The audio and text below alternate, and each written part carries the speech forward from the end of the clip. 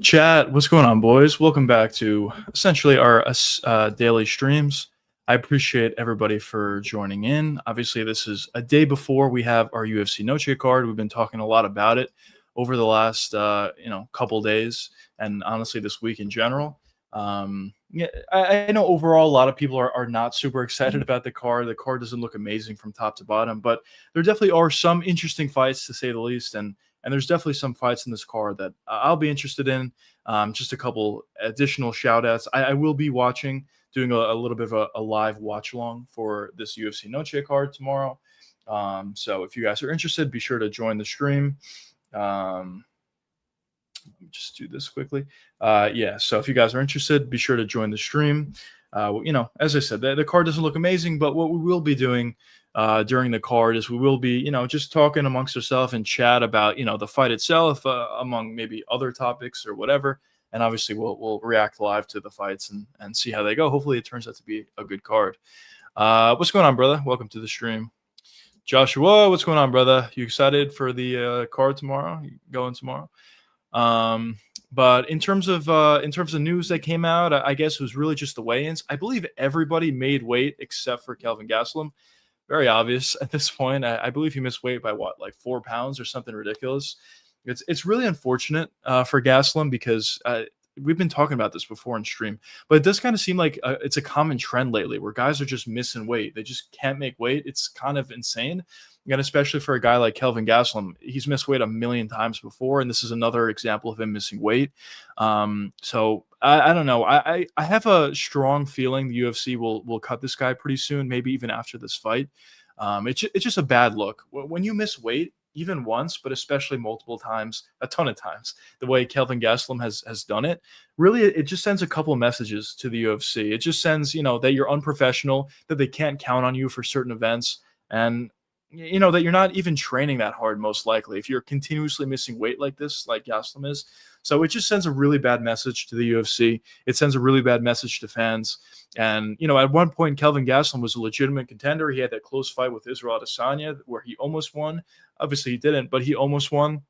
And ever since then, it's just been a downward spiral, missing weight a ton of times, not looking as good in his performances as he did in the past. So more than anything else, it's just frustrating to see.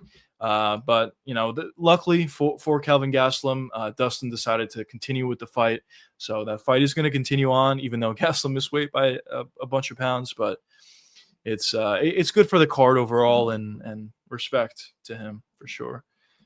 I'm hi, bro. I'm bringing my dad with me to the fights, and he's a fan in the early days. Oh, let's go, bro. That's sick. That's sick.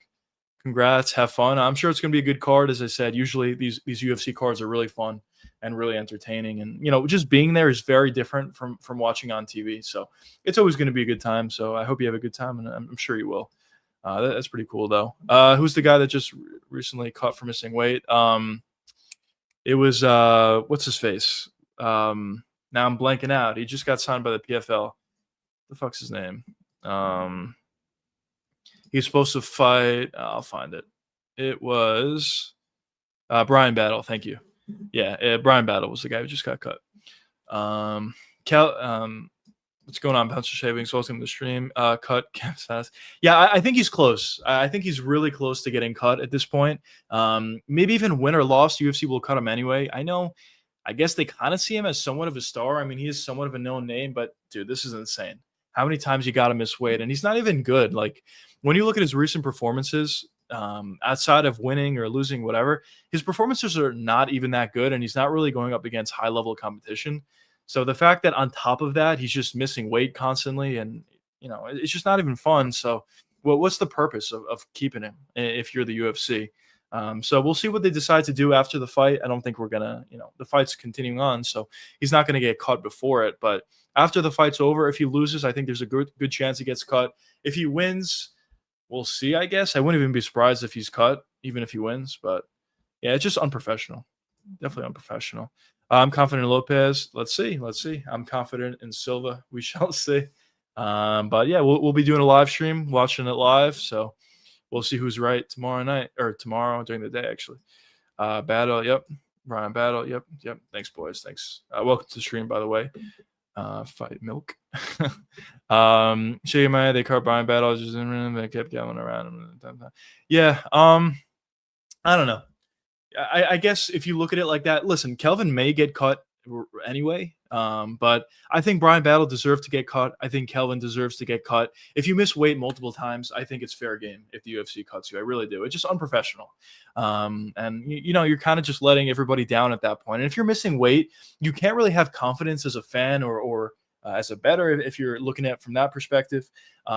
Going into a fight, if somebody misses weight, obviously not always, but when you're talking about a guy like Kelvin, as I was talking about before, that just constantly misses weight, it's pretty clear he doesn't train that much. I mean, if you're missing weight that many times, then obviously he looks pretty fat, if we're being honest. So probably just doesn't train that much. John, what's going on, brother? Welcome to the stream. You know how prime Johnny Walker was once he's to beat John Jones? Do you think Cam? Yeah, yeah. Well, I think he probably would have in a different way.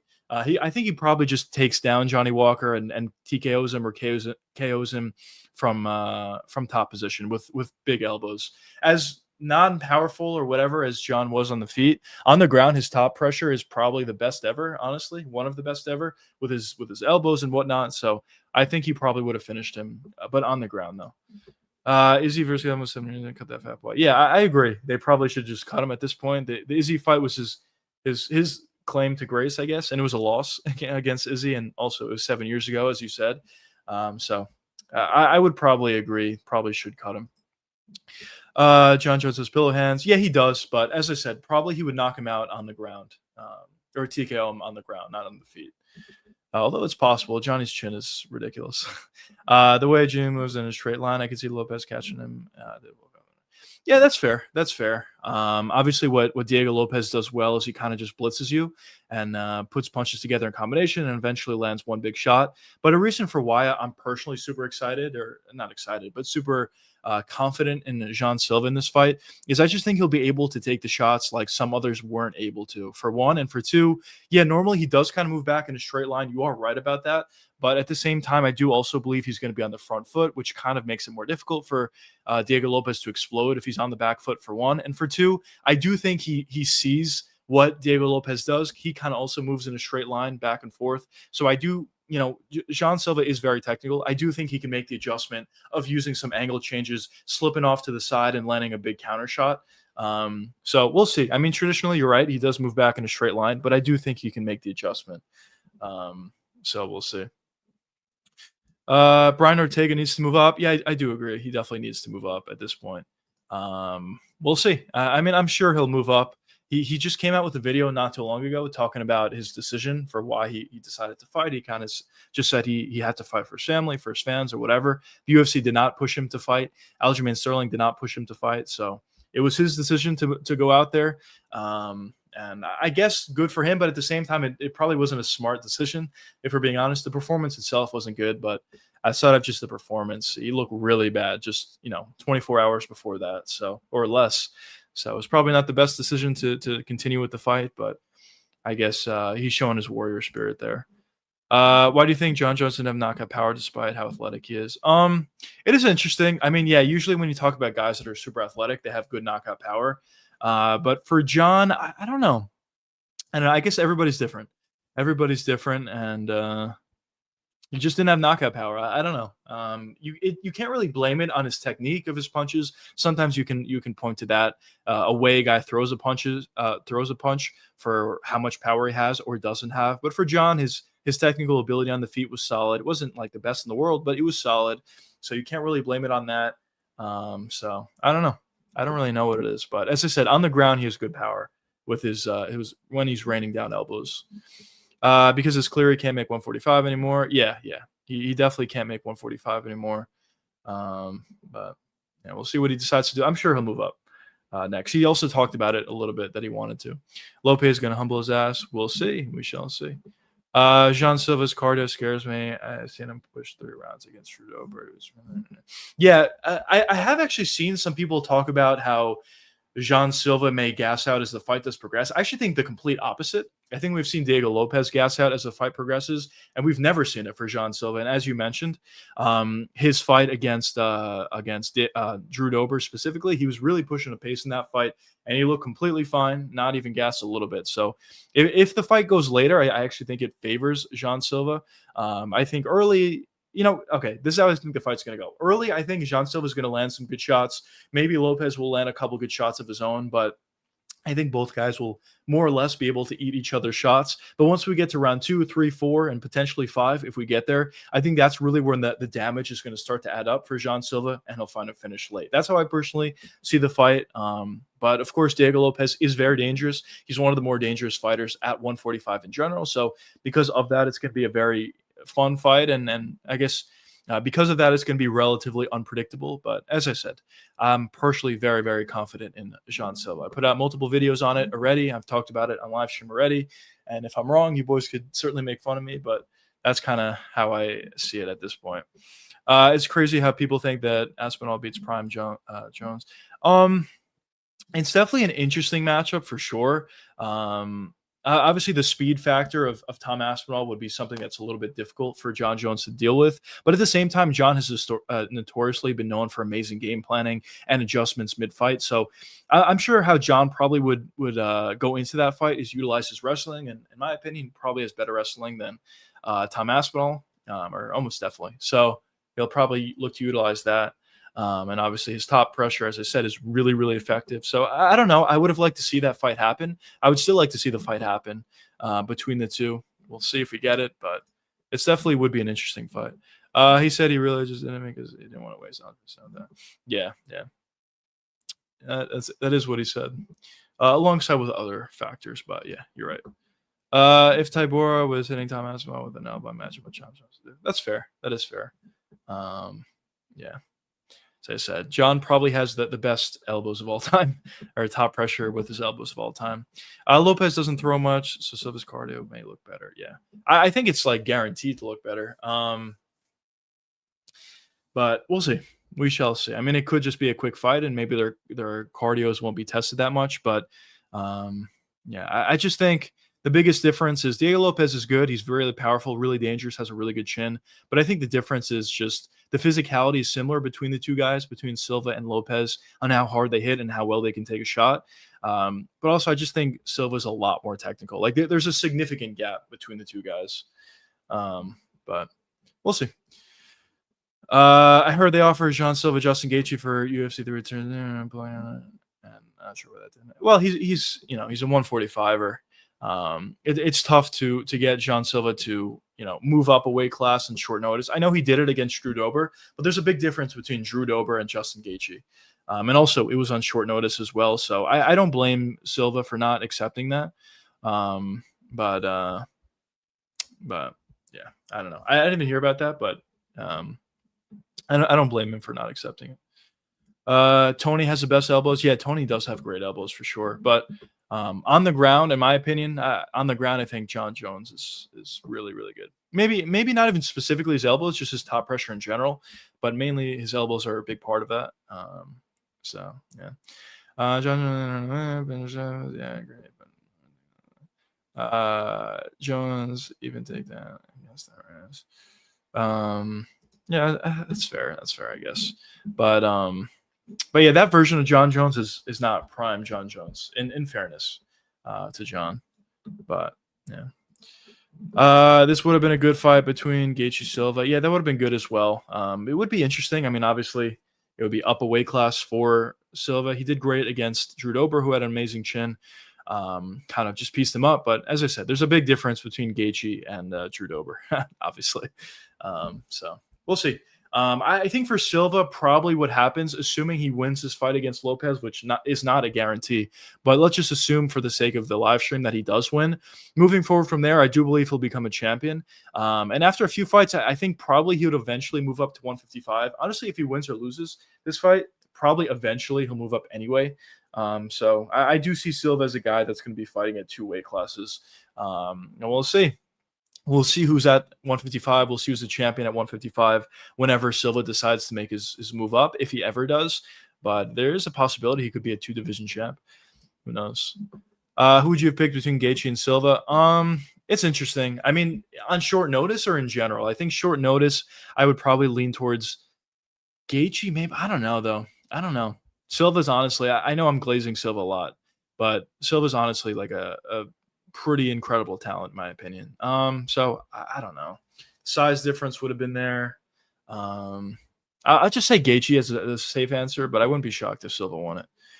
I would have loved to see John Silva versus Max Holloway. Yeah, me too. But for Silva, if he is going to fight at 155, unless he's a champion, which could very well happen, but unless he's a champion, at 155, I would personally like to see Silva fight some guys that are not that highly ranked initially. Talking about Charles Oliveira, for example, or Justin Gaethje, or even Max Holloway. Those guys are top 5 guys at lightweight. And at this point, Jean Silva's best win, of course, he has Diego Lopez, which will change things. But at this point, Jean Silva's best win was against what's his face? Completely forgot his name. Bryce Mitchell. His best one was against Bryce Mitchell, who was like the number 10 ranked guy at 145. So definitely would have liked to see him get some more fights before that. I honestly think if BSD Van Gaethje said it, Dustin, he would have beaten him. I actually 100,000,000% agree with that. The thing about Gaethje compared to Dustin is if Gaethje's much harder to take down than Dustin is, but if you take down Gaethje, I should say, you're submitting him. If you have any level of jiu-jitsu, you're submitting him, especially if it's high level. We saw it with Charles Oliveira. We saw it with Khabib Nurmagomedov.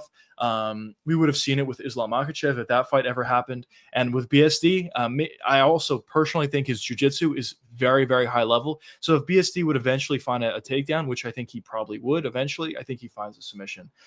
So yeah, and the same obviously could not be said for Dustin. BSD took down Dustin a million times.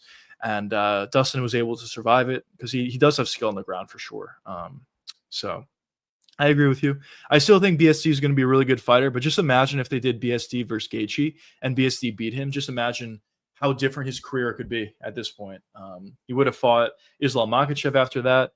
Probably would have favored Islam Makhachev over BSD, but who knows? It would be interesting at the very least to see a fight like that. And who knows? Maybe he could be champion right now. Obviously, his career took a very different path from there.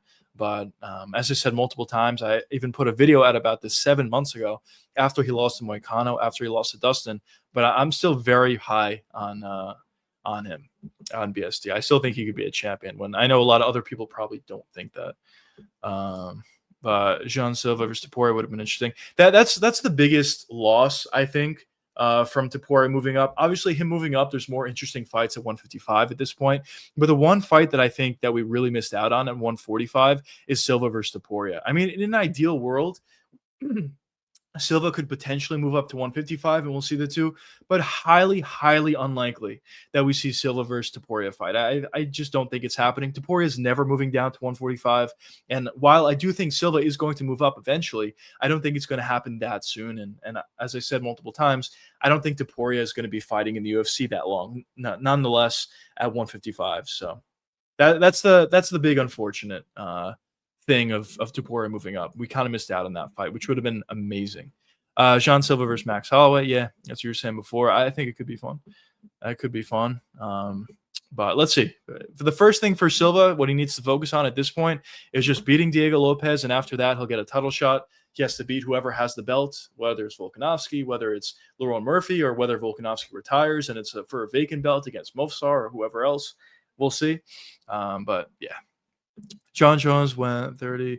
Was 30 when he was in his prime when he fought. Yeah, I mean, he was prime age when he fought Reyes, but I also personally thought that, he just didn't seem like he was that motivated. Those couple of fights where he had where a lot of people thought he lost, he probably did. It just felt like he wasn't that motivated, which not necessarily making excuses for him. He lost the fight, John Jones did, against Dominic Reyes, or he should have. But in my opinion, that's not the best John Jones that fought Dominic Reyes in there. Charles Oliveira is friends with Du Bronx. Charles Oliveira is friends with Du Bronx. I doubt. Wait, what? I doubt they would want to fight each other. Du Bronx is Charles Oliveira. BSD versus Holloway. Who takes it? I think BSD. I really think BSD takes that. Obviously, Max Holloway would have the opportunity to maybe clip him potentially, but I, I don't know. I just think that the takedown threat, the pressure of BSD, I think eventually he finds a takedown on Holloway, and honestly, I think he wins that fight. Um, Considering BSD has only been years and what he wins, he's absolutely runs through guys. Yep.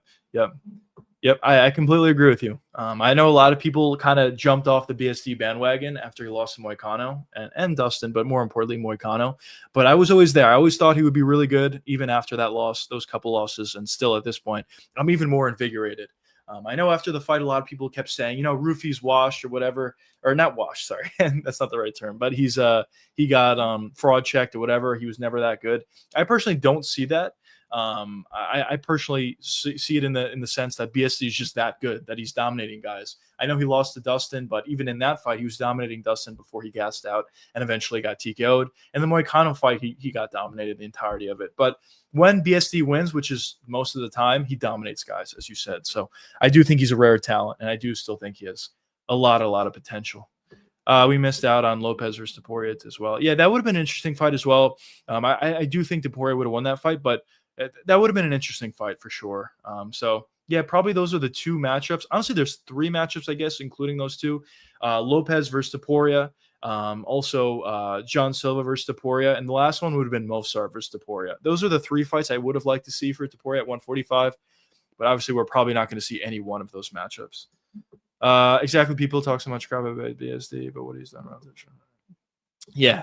I mean, he hasn't been training MMA for that long. He just, he was a special units kind of guy, not kind of guy, but he was in the special forces in France. He made a quick transition to MMA. He's obviously has natural gifts. He's like insanely physical. If we're being honest, his physicality is through the roof. His chin is really good, which is part of physicality. And yeah, he's been able to do some really good things. And as both of you boys said, he hasn't been training that long. Max Holloway's better on the feet. Has never been a wrestler. Fuck, so basically dead. Yeah. We'll see. I will see. I mean, who knows if that fight will ever happen? But honestly, I personally think BSD might be able to get it done there. I meant Du Bronx was Silva's friend. Okay, yeah. Yeah. So, yeah, I guess if they're friends, they're probably not going to fight. But what's going on, brother? Welcome to the stream. RDR or a Falafi. Early prediction. I'll put out a full prediction on it, but early prediction, I think RDR personally. Fluffy is amazing, and I've counted out Fluffy a bunch of times in the past, and I've been wrong a bunch of times. The one thing that I constantly point out about Fluffy though is the fact that his body is a little bit weak, and I think RDR specifically has a path to victory there with his step in knee. So I think that could potentially be huge for RDR early on. But if this fight gets out of the first two rounds, I think RDR is dead. When Fluffy gets going, as I said, round one, maybe round two, you can potentially find a finish. But once you get to round 3, 4, 5, it's very, very difficult to beat Fluffy. Fluffy reminds me of a guy like Merab. I don't think he's the same level, although it's close, but he reminds me of Merab or maybe even Colby Covington, a prime Colby Covington, where early on, yeah, you can do some things, but as the fight progresses and he starts to get a rhythm, it's very difficult to beat that guy. So early, if the fight ends early, it'd be RDR. If it goes late, it'd be Fluffy, which is obvious. But if I had to give a prediction at this point, I lean RDR based on the body knee. And also, he has really good wrestling and jiu-jitsu, so I think he may do a decent job at reversing positions, maybe getting on top, and just having success in that realm as well. John wasn't happy about it. Sorry, John. But yeah, that's just my early prediction. I'll put out a video on it probably about like a week or two before the fight itself happens, which it is coming up pretty soon. When is it? It's October 18th, so definitely pretty soon. Definitely really excited about that card. That is one fight that I'm really, crossing off or starring, I guess, as a fight that I'm personally really excited about. So it should be a really good one. And the card itself honestly looks pretty good as well. BSD should be where Patty is ranked. In my opinion, Patty doesn't deserve a spot. Beta guy. Yep. I would agree with that. So what is Patty in the rankings? He's number 8, I believe, right? No, he's number 7. All right, yeah. So Patty's 7 after beating Michael Chandler, who at the time I believe was number 9. something like that, or number 8. So yeah, Patty probably doesn't deserve to be number 7. And BSD, after getting a really dominating win, was 13 before, and he stayed at 13 after, which is kind of weird to me. I know Rufy was unranked, but I don't know. It's a little weird to me that BSD is still at number 13. He probably should be a little bit higher, maybe 12 or 11, which is not that big of a difference. But regardless, he probably should be higher than 13. And yeah, well, we'll see. We'll see who BSD fights next. I know people were saying Michael Chandler, which I think will be fun, but I don't personally want to see that much. I think it's kind of an easy fight for BSD. Some other people were saying, put him up against Dariush, which I like that fight a little bit more. Other guys were saying put him up against Gamrot, which is also a fight I like a little bit more.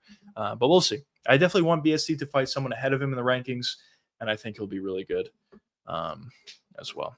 I'm on Reddit, when the champion wasn't good. That's fair. That's fair.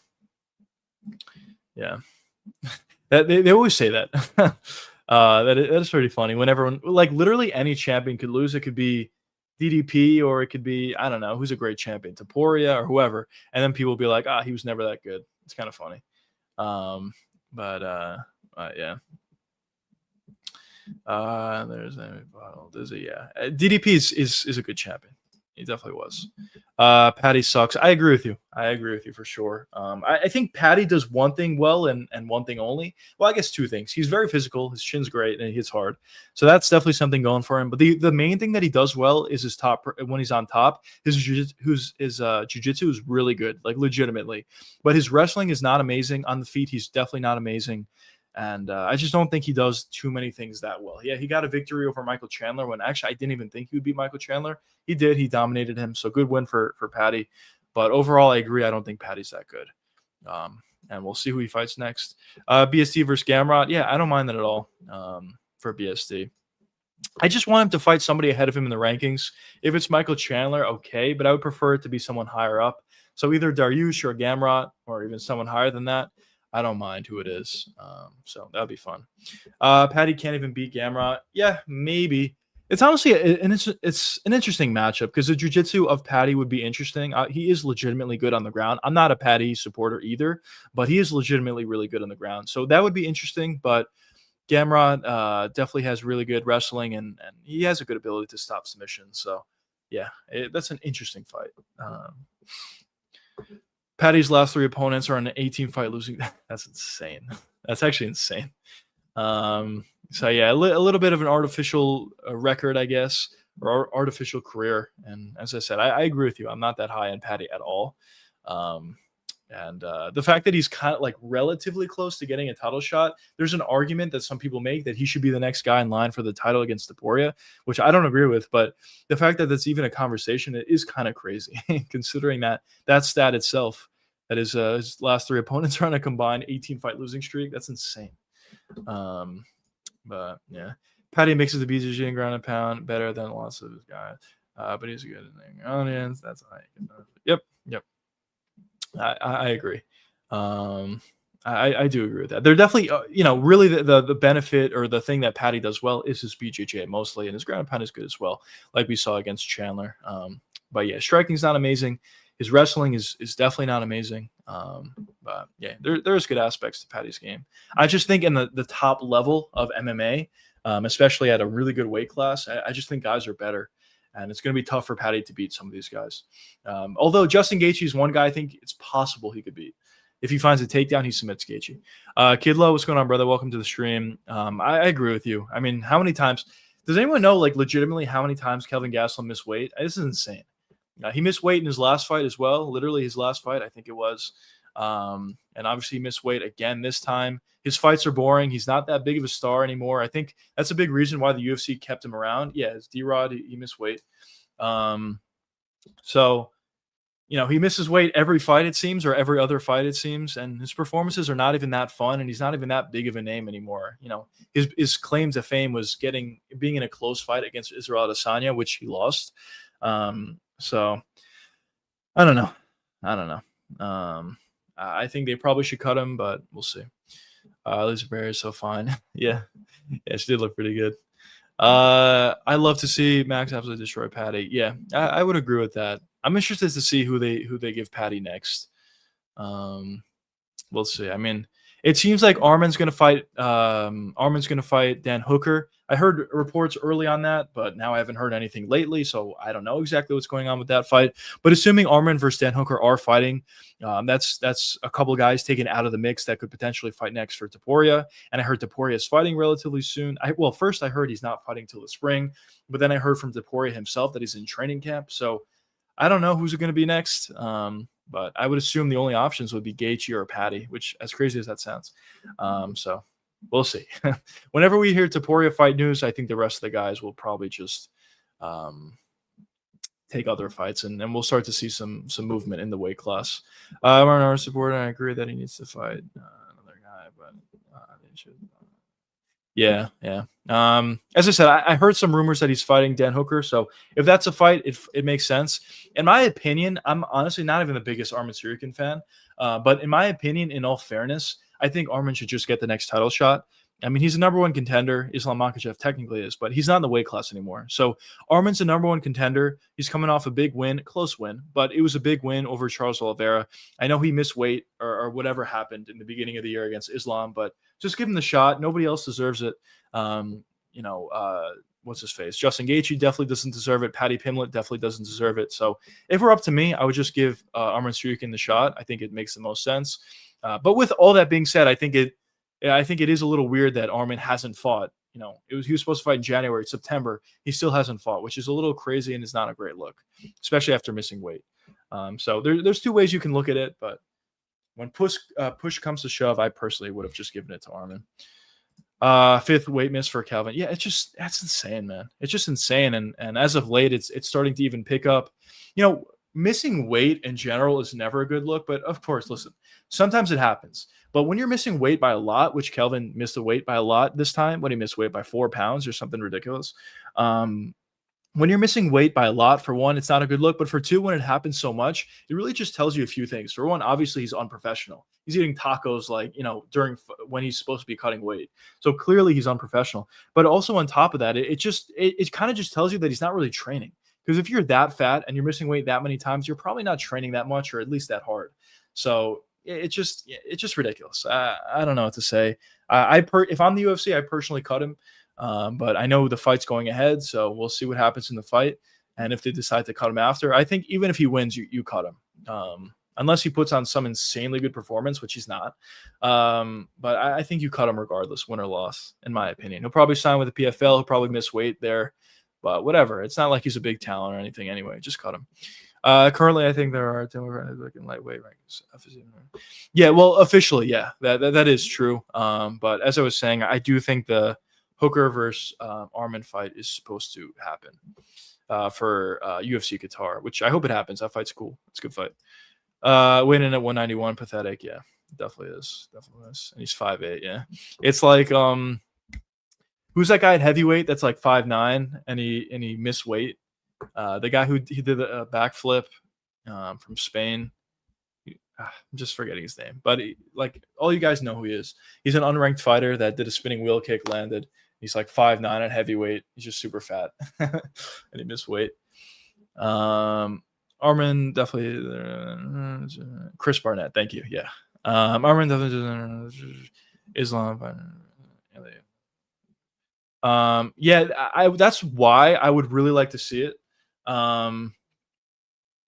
That's the biggest reason why I think Ilya versus Armin makes the most sense. Well, for one, Armin deserves it the most out of everybody else, but also the one big thing for Ilya Topuria, especially before he fights Islam Makhachev, if that fight ever does end up happening, you would like to see him go up against a wrestler and see how he does. I personally think Topuria knocks out Armin Tsarukyan if they ever fought, but at the very least, I would have liked to see it. It's obviously the toughest test, the most difficult fight for Topuria at 155 compared to anybody else. So I would have liked to see it, and we'll see. Maybe we will get the fight, but I don't know. We'll see. I'll be happy for Armin to fight another guy because his last fight was UFC. Yeah, that is true. I mean, it is fair. He hasn't fought in forever, which is not amazing. Charles has fought twice since that fight, I believe, and a lot of fighters have fought a million times. Joshua Van probably fought like 10 times since that fight, so it's not an amazing look that that Armin hasn't fought in forever. Chris Barnett, yep. Beast Boy, yep. Let's go. Let's go. It is kind of insane though. He's 5'9" at heavyweight, and he missed weight before. Um, but whatever. He's a legend. He's super athletic, regardless of the weight that he has on him. So good for him. Well, I don't know, good for him, but definitely is pretty entertaining to watch, to say the least. Um, but yeah, boys. Just looking forward to the card tomorrow. To be honest, I will be doing a watch along for everybody joining in late, and we'll see how good the card is. I already have my best plays and whatever out for all channel members. So if you're interested in that, be sure to hit that join button. But yeah, we'll be just doing the live stream tomorrow, which I'm personally excited about. It's always fun. Before I started YouTube, before I started live streaming more regularly, I was always watching fights with the boys, which is always fun. But whenever we have these like earlier cards, I usually like to do watch alongs with you boys and live stream it, which is always fun. So I'm excited for it tomorrow. I get why he wouldn't sign the fight in the first 2 weeks, but as soon as he does, wait, I get why he wouldn't sign the fight in the last 2 weeks. Yeah, I could see that. I could see that actually. Kind of just in a way. I don't know. I could see that though. I could definitely see them giving it to Gaethje or Patty.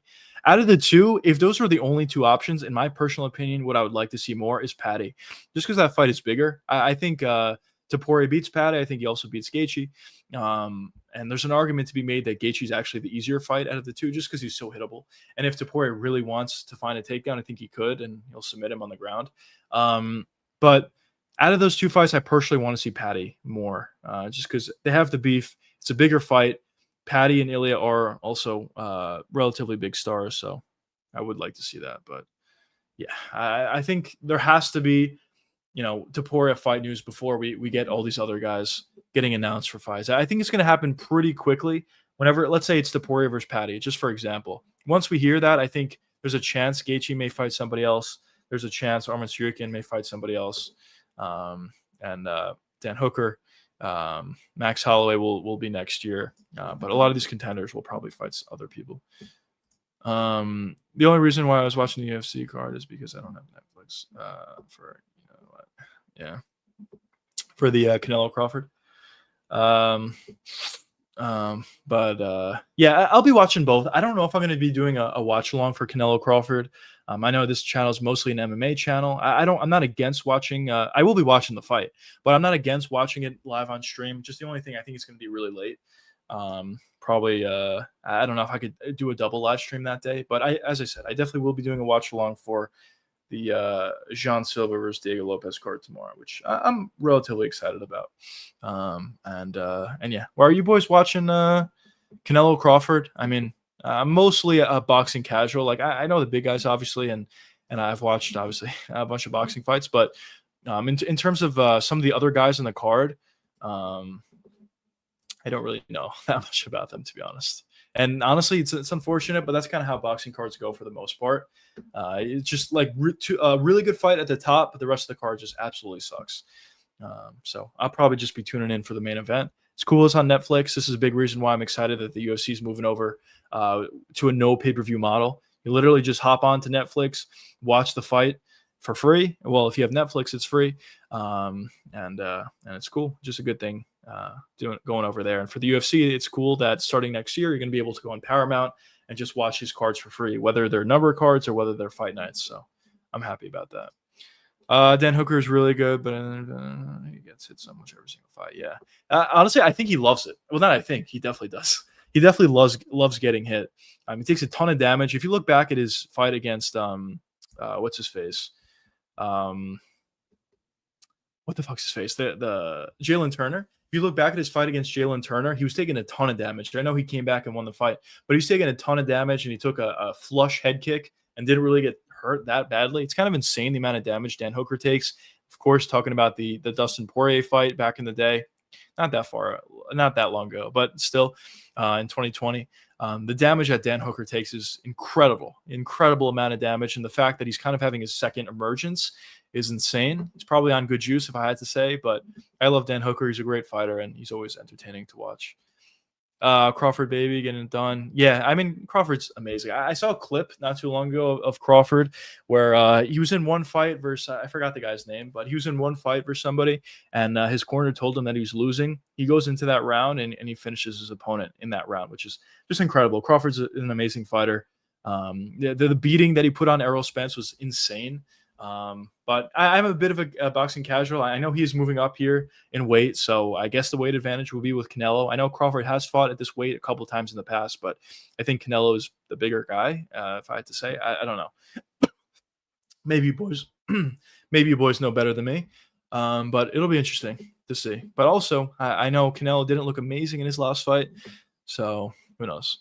But also, Crawford hasn't fought in a little while, so there's definitely factors going back and forth. But it's a really fun fight. I'll definitely be watching. I don't think even hardcore boxing fans care about the undercard. Yeah. Honestly, probably. That's the argument. Not even an argument, but that's the frustration that a lot of people have about these boxing cards. The cards just suck.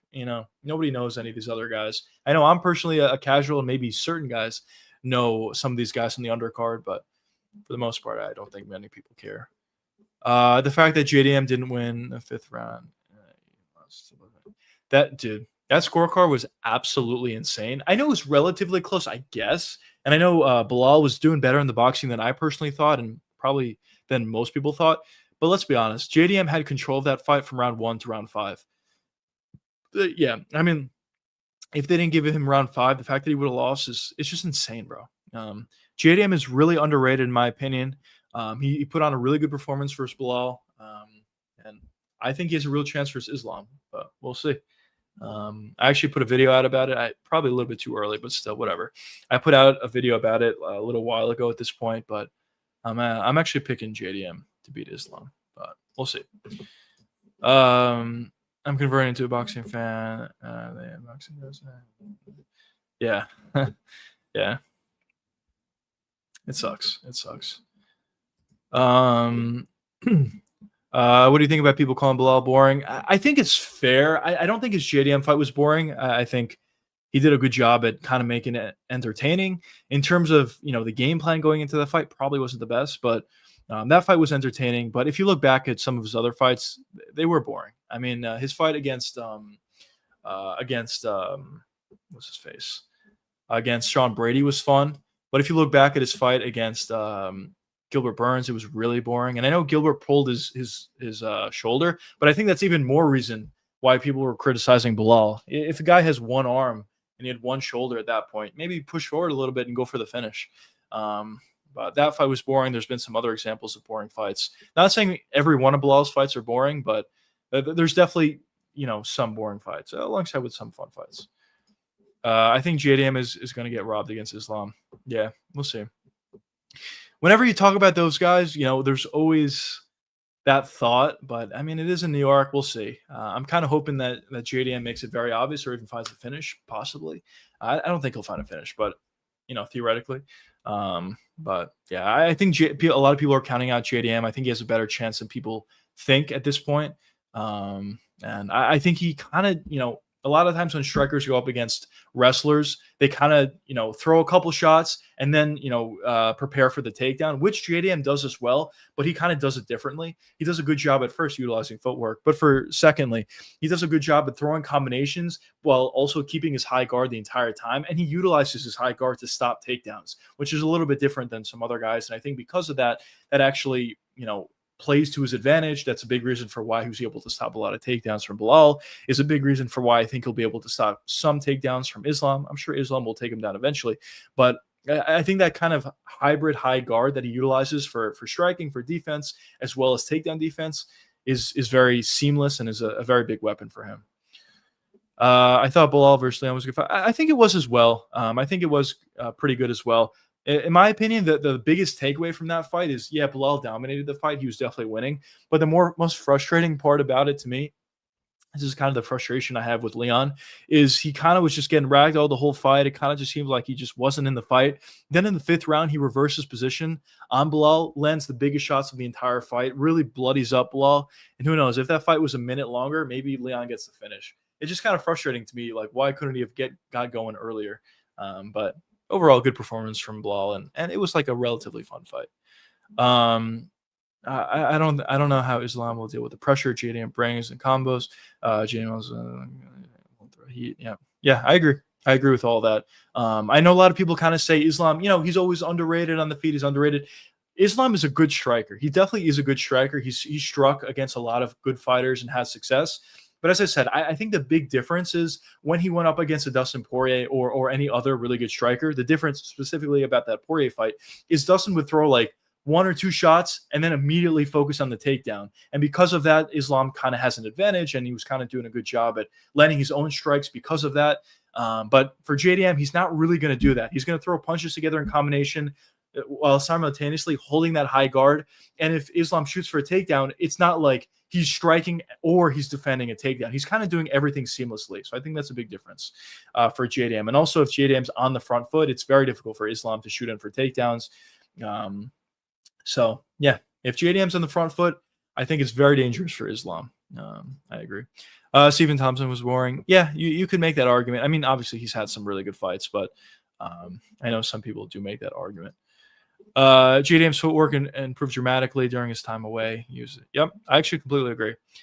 His footwork got significantly better. I mean, I never personally thought his footwork was bad, but in his Bilal fight, his footwork got really good. I do agree with you. There was a significant improvement there. So yeah, we'll see. We'll see. I talk about this a lot, but that's the fight. That's the card that I'm personally most excited about, that New York card. And hopefully I'll be able to go to that card. But I think people are counting out JDM a lot going to this fight. I know Islam's very dominant. I know he has, the wrestling advantage, but I think stylistically it's not the worst fight in the world for JDM. But we'll see how it plays out. And let me see. I believe the odds makers have it as Islam Makhachev as a minus like 250 or around that range, something like that. Let's see. The odds are minus 260 for Islam Makhachev, plus 196 for JDM. Just saying early on, I will be taking that number, plus 196 for JDM. I like JDM killer instantly against the wrestler. He goes for the finish and doesn't get gun shy. I agree with you. His performance against Gilbert Burns, I believe Gilbert Burns was winning on the scorecards, or maybe I think Gilbert Burns was winning on the scorecards. And the fact that JDM just had, and his arm was broken as well. But the fact that he had that killer instinct to just find the finish, land that big knee, find the finish from there, it does show JDM's killer instinct, and he's shown that in a bunch of fights. And yeah, he's not gun shy. I talk about this a lot in my streams. When you have a striker versus a wrestler, sometimes they are gun shy, which I think is literally the worst thing you can do. Because even if you're focusing on the wrestling against a wrestler, you're not better than that guy on the ground. So you might as well, utilize your best ability, which is your striking. If you get taken down, like whatever, you're probably going to get taken down anyway. At least give yourself the best opportunity to win. And I feel like a lot of strikers are very gun shy in a lot of fights when they go up against grapplers. But for JDM, he's not one of those guys. So I'm a big fan of his game. I can't watch Volk drop you and big Q against JDM. Yeah. That's fair. That is fair. That is fair. We'll see what our boy JDM can do. As I said, I think he'll wins. JDM's always tries to get up. He doesn't accept bottom position. Yeah. Welcome to the stream, by the way. But yeah, I agree. He's a really fun fighter. He always goes for it. He never gives up, like you boys said. He's got good cardio. He also makes good decisions. He really does. I know outside of that one fight where he didn't make good decisions, one thing people always point back to that fight between him and Hafez, but people forget, man, that JDM cut weight twice, back-to-back weeks for one, and also was a short-notice opponent. So I think probably what JDM was trying to do there is he's trying to find the finish very early, and he made bad decisions.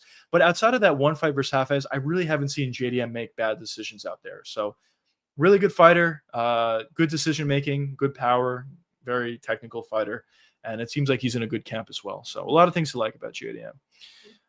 Any new news? Not necessarily. I mean, really, the big news of the day, I guess, was Kelvin Gastelum missed weight again for the 5th time, which is insane. UFC should definitely cut him, if we're being honest. But the fight is going on, so we'll see how it looks. I think Gastelum probably wins, which is kind of unfortunate for Soul Salutes, just because your opponent missed weight, especially by a significant margin. You accept it, you continue on with the fight, and I'm sure that's going to have somewhat of a factor in this fight. The fact that Kelvin is just so much bigger. In Kelvin's last fight, when he missed weight, again, obviously because he misses weight all the time, but in his last fight when he missed weight, also. Not his last fight, but in 2024 when he missed weight against D-Rod, D-Rod was talking about it after the fight that Kelvin just felt so much stronger and so much bigger, which he was. So yeah, it sucks. They say cutting weight absolutely kills your testosterone, and maybe why Kaya said he couldn't find his adrenaline after cutting weight twice a month. Maybe. Yeah. I mean, listen, cutting weight is horrible for you. You're literally like dying, slowly dying. So yeah, cutting weight multiple times in a short span of time definitely could play a big factor. So yeah, I mean, it's fair. I mean, Kyle did cut weight for the title fight not too long before he actually fought. So that certainly could have played a factor or a role in it for sure. He doesn't make good decisions. He has sometimes decisions, sometimes like shooting against Bilal the second time with the Uganda flips. Maybe you have a point, but I think for the most part he's fine. The Hafiz fight was not a good example, but I think for the most part he's fine. Gastelum better go back to super heavyweight. He'll probably miss weight for that as well. Yeah, it is comical. I mean, how many times is this guy gonna miss weight? It is definitely comical. Bilal grabbed his shorts to stop the takedown. That's true as well. But one thing I will say about Bilal is his takedown defense is incredible. So he's a tough guy to take down. But yeah, really good performance overall for JDM in that Bilal fight. We'll see how he does against Islam. I think he'll do well. But we shall see, fellas. We shall see. Is there any fight outside of the main event this week that any of you boys are really excited about? For me, honestly, no. But a couple fights that I think could be fun is a co-main event, David Martinez versus Rob Font. I think that could be fun, maybe. David Martinez is a young up-and-comer. We'll see what he does against a big step up in competition against Fabron. Outside of that, honestly, not that much. Alexander Hernandez, maybe versus Diego Fajeda. That could be fun. But there's not too many fights. Bilal versus Usman should be next. I absolutely agree. I think that should be the fight. It makes all the sense in the world. Two former champions. Usman's coming off a win. Bilal's coming off a loss. They have beef. Put it together. I mean, it's very simple. But I've thought this in the past. The fights were very simple and they haven't got made. Perfect example is Diego Lopez versus Yair Rodriguez. I thought that fight made all the sense in the world. They have the beef. Lopez lost. Yair won. Put the fight together. It makes all the sense in the world. But they didn't do it. So although I think Bilal versus Usman is definitely the fight to make, and I hope the UFC puts it together, there's no guarantees when you're talking about the UFC, which is unfortunate. Not necessarily saying it's the UFC's fault. There could be other factors involved, but it's just such an obvious fight. Put the fight together. Thoughts on versus Blair too? I got Alex. I'm hoping. I'm definitely a huge Alex Pereira fan. Of course, I'm biased. I hope Alex wins. I do think he's going to make some adjustments in that fight. I think he's going to be a lot more aggressive. A big reason for why he kind of just got pieced up, if we're being honest, and he lost the fight was because he was always on the back foot. I do believe Pereira is going to make the adjustment here. I think he's going to be on the front foot. On the front foot, his weapons will be a lot more effective, like his leg kick, like his body jab, like his left hook. He can set up that left hook a lot better when he's on the front foot as well. But there does become danger with it. When you talk about Ankalaev, the main ability that Ankalaev has is his countering ability, which is, and also he's going to be a lot faster than Alex. So there definitely are a lot of things to worry about for Alex, whether he's on the back foot or the front foot. So overall, if I had to say, I'm definitely rooting for Alex. But overall, if I had to say, I think I'm leaning slightly towards Ankalaev, if I had to say at this point. But we'll see. I hope I'm wrong. Let's go Lopez. Yeah, I see a lot of boys are on Lopez here. As I said, I'm on Silva. I guess I'm the minority. But we'll see. Definitely a good fight. It is cool to see, though, when there's fights, especially main events, when guys are on both sides. That kind of shows you how good of a fight it is. So I'm excited. Bilal versus Usman, battle of the youngs. Yeah. Yeah, definitely would be. But listen, Usman, although, yeah, he's an unk probably at this point, but if Usman fights Bilal, let's say, and he beats Bilal, he gets a title shot, which is kind of crazy to think about. He's not that far off. Definitely isn't. Please God, Alex, flatline KO. I hope so. I really hope so. It is possible. As I said, I do think he'll make the adjustments. I think he's going to be on the front foot a lot more in this fight than he was last time. It's just he's at a significant speed disadvantage in this fight, and Ankalaev's actually a really good striker. So it's different. It's difficult, but I hope so. Who should fight Reyes next? If he KOs Ulberg, he should fight for the belt. It doesn't mean that he's going to fight next for the belt. It's going to determine on who wins the Magomed Ankalaev Alex Pereira fight, as well as Yuri Prochazka versus Khalil Roundtree. But let's say Alex Pereira beats Magomed Ankalaev. If that happens, I think the next fight could easily be Dominic Reyes versus Alex Pereira, which is kind of crazy. But that could be the next fight, or maybe Alex Pereira will decide to move up to heavyweight. We'll see. And even in that case, Dominic Reyes will fight for the belt. But regardless of the outcome, regardless of how long Dominic Reyes needs to wait, maybe he needs to wait one fight. But I think Dominic Reyes' next fight will be for the belt if he KOs Ulberg, which I think he will, which is, a feel-good story for Dominic. He's a good guy, obviously. And after taking all those losses and after everybody said he would be, he's washed, he should retire, the fact that he's back at this point, and we'll see how he does against Ulberg. If he KOs him or beats him, it would be pretty crazy. He'll definitely get a shot in his next fight, or should at the very least. That leg kick into head kick combo, sneaky wicked. That's fair. Yeah. As I said, a big issue going into the first fight, I thought Alex was going to win. And a big reason for why I felt that was Ankalaev does struggle with the calf kicks. He struggled with it against Jan Blachowicz. He struggled with it in a couple of his other fights. And Alex Pereira has the best calf kick probably in the UFC. So I thought it would be a really effective. The one thing that I didn't see, though, was Alex would be on the back foot the whole time. And obviously when you're on the back foot, your calf kick is not nearly as effective. But because I think Alex is probably going to be more on the front foot in this fight compared to last time, I think the calf kick is going to be more effective in this fight than it was last time. So hopefully that pays dividends. And if the calf kick is effective, Alex could certainly go to that sort of combo. Also, it would zap some of the power away from Ankalaev when your lead foot is hurt. Also, it'll make it'll make him think more about the calf kick. Alex can fake a calf kick, throw a left hook, or some sort of combination to land a big shot. So I'm definitely not counting Alex out, and I'm definitely heavily rooting for him. But we'll see. We shall see. I guess the one thing that I do want to mention as well is Alex was fighting a lot going into that Magomed Ankalaev fight, and it's good at this point he's taken a little bit of a break, have his body heal a little bit, hopefully training a lot, which I think he probably is. So hopefully we'll see a better Alex Pereira in this fight compared to the last one. The improvements he made against Yuri and his rematch in general are usually substantial. Yeah, the thing about Yuri, though, is Yuri's an amazing fighter, but once you fight him once, if you're assuming you're a good fighter, but once you fight him once, like Alex Pereira did, going into the second fight, it's a lot easier to see some of these awkward shots coming. The big thing about Yuri is obviously he's an amazing fighter, but if you fight him more than one time and you're a great fighter, especially a great striker, you kind of pick up on those tendencies. And Alex, as you said, he did an amazing job at making a significant improvement going into that second fight. He just dominated him. It wasn't even close, the second fight. The first fight was kind of controversial, but I thought it was fine, the stoppage. And then in the second fight, people were like, Yuri's probably going to, or not probably, but a lot of people were on Yuri in that fight.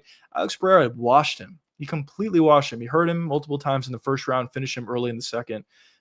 He makes significant improvements. So, yeah, maybe going into this rematch against Magomed, we'll see some good improvements for Alex as well. I hope so, but we'll see. Imagine if Reyes wins the belt, but by robbery. That would feel weird if that happened. It would be a really feel good story, but if it's a robbery, you never like to see that.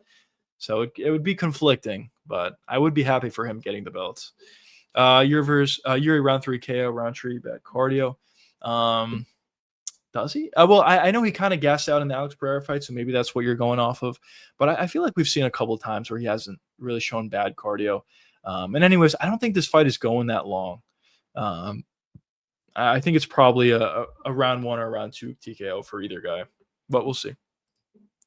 Yuri cooks Roundtree. He's way too awkward and a way better athlete. Yeah, we'll see. Honestly, I guess is also not too popular, but I'm actually kind of on Roundtree. I wouldn't be shocked if Yuri wins, but I'm kind of on Roundtree a little bit here. But we'll see. We'll see. His awkward style definitely does give a lot of issues to everybody, including Alex Pereira, who's kind of seen it all. So we'll see how Roundtree deals with it. But we'll see. Bowman Street, bye bye. Let's go. Let's go. But yeah, we'll see. Definitely, that's the fight. JDM and Islam's probably the fight that I'm most excited about. The second fight that I'm most excited about is probably that one, Roundtree versus Yuri Proska, just because it's so unpredictable. Whoever lands first is probably going to find the victory, and it's just a great fight. And whenever Yuri's fighting, he's always super exciting, and it's always a fun fight. So yeah, it's cool. And for Yuri, he may get the belt back again. I think Magomed Ankalaev is not a bad stylistic matchup for Yuri. I really don't. I think Yuri can beat him. While I don't think he would be able to beat Alex Pereira. So who knows? Who knows? We could see Yuri as champion again.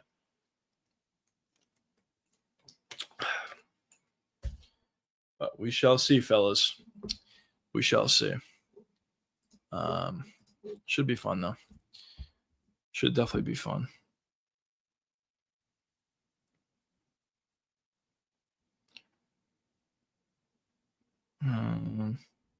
Oh, my bad, boys. I'll be right back. My bad. I'll be right back.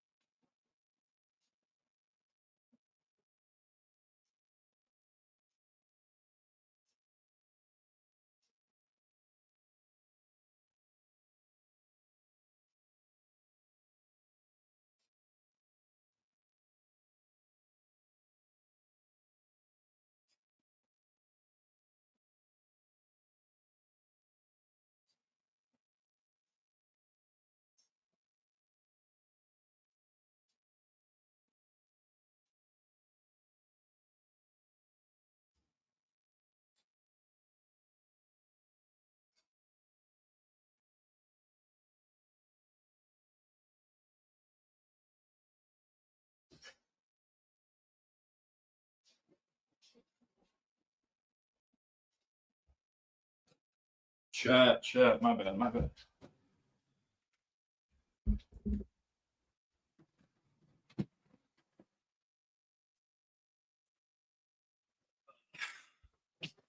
My bad, Phyllis. What do you boys got? You got Prohaska, JDM, Uncle Ab, Marab. Yeah, I won't be shocked. I won't be shocked. I guess I'm on the other side of a couple of those fights, but I do agree with you on Marab and JDM. My upcoming predictions. Let's go. Yeah, not bad. Not bad. I wouldn't be shocked if that does play out. Well, actually, no. I agree with you on Uncle Ab, Marab, JDM. And maybe Proska. I'll see. I haven't made my prediction video. I haven't thought about it that much. But we'll see. We'll see where I end up on that front before the fight comes. Let's see. We got any news or anything? I didn't watch the weigh-ins. Was it good? Anything of significance at the weigh-ins? I mean, usually it's not, but yeah, I didn't get to watch it. The only thing that I took from that was well, not that I took from it, but what I saw from it was Kelvin Gastelum missing weight again, which is just hilarious, but whatever.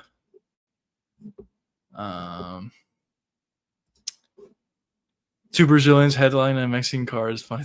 It's hilarious. It is hilarious, to be honest. But the whole card is just kind of like, I mean, obviously there's Mexican fighters in the card, but I just feel like the whole card is such a wash. They're just so much more focused on the Canelo Crawford fight. So it's just such a wash to me. But whatever.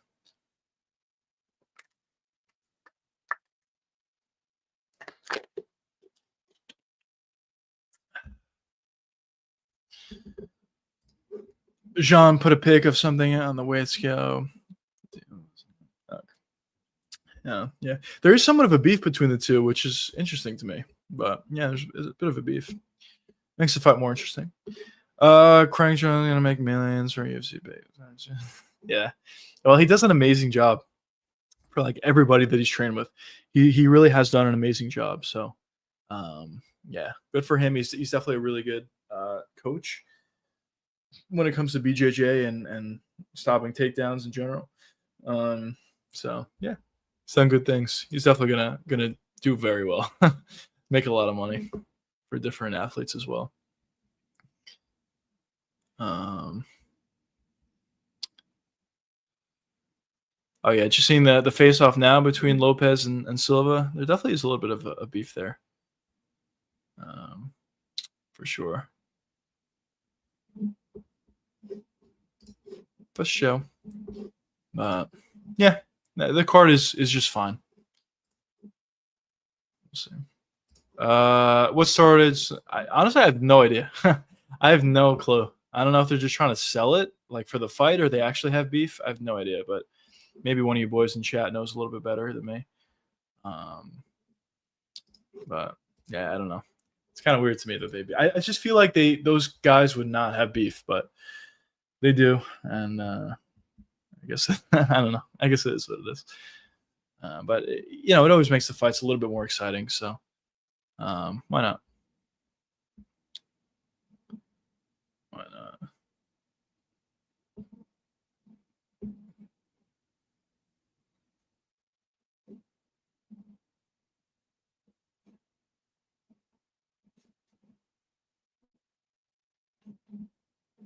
Damn. But thoughts on Hughes Usman?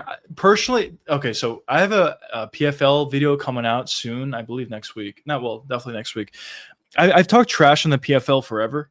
How I thought they were making really bad decisions. They're never going to be bigger than the UFC, even if they make good decisions. But it was very frustrating to me that they're making so many bad decisions because I felt like they could be, somewhat of an interesting organization. But as of late, they've been doing better, making better decisions, and the Hughes versus Usman rematch is a big part of it. That PFL Dubai card in general is actually pretty good, so I'm happy with that. But watching the first fight back between Hughes and Usman, I thought Hughes won the fight. Personally, I thought he did the better work, and I thought he won. Although it was close, it's not a robbery or anything. But I thought Hughes won. So going into the rematch, I think I want to say Hughes again. I want to say Hughes again.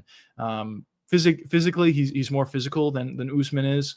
Usman is a really skilled fighter. He's got good kicks. He's very fast on the feet. He has decent wrestling, but I think Hughes figures it out and pulls it out in this one.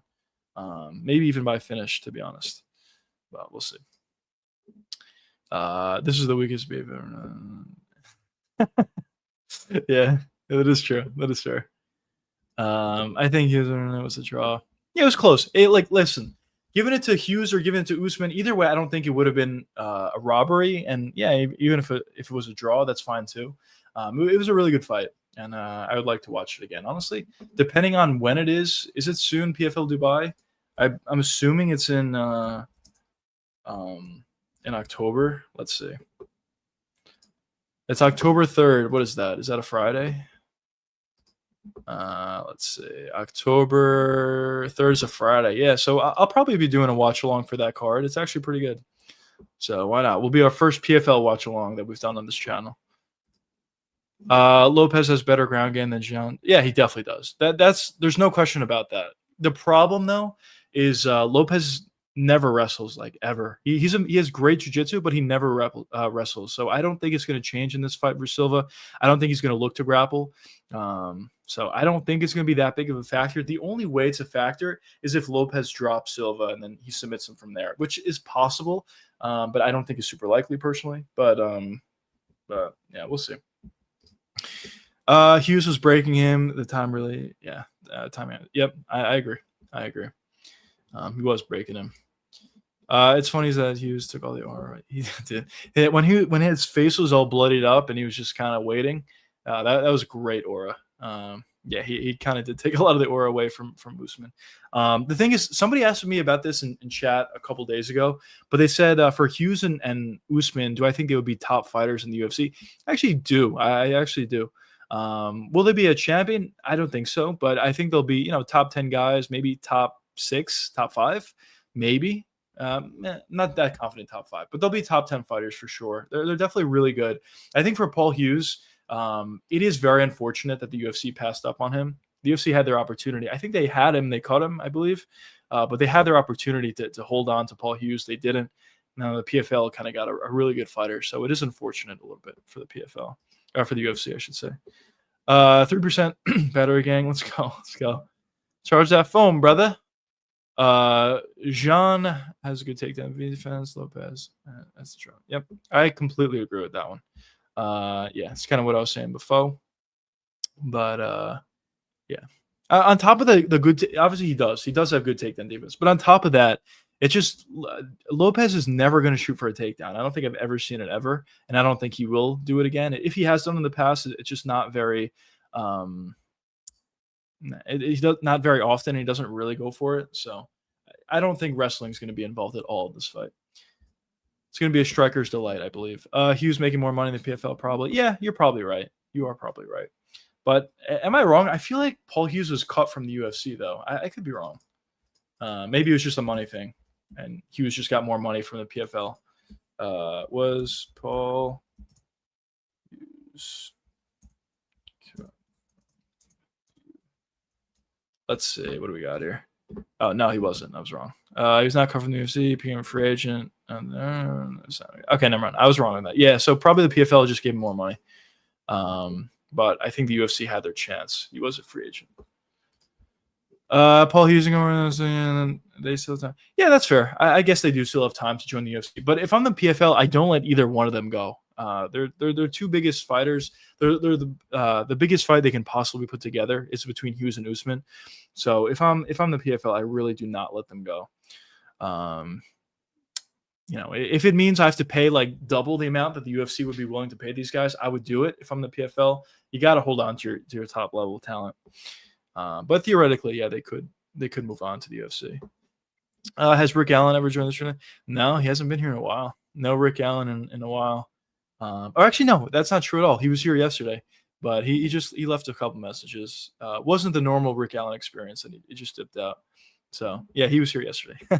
I just forgot because it wasn't the normal experience. If Hughes wins, it'll be a trilogy. Yeah, I agree.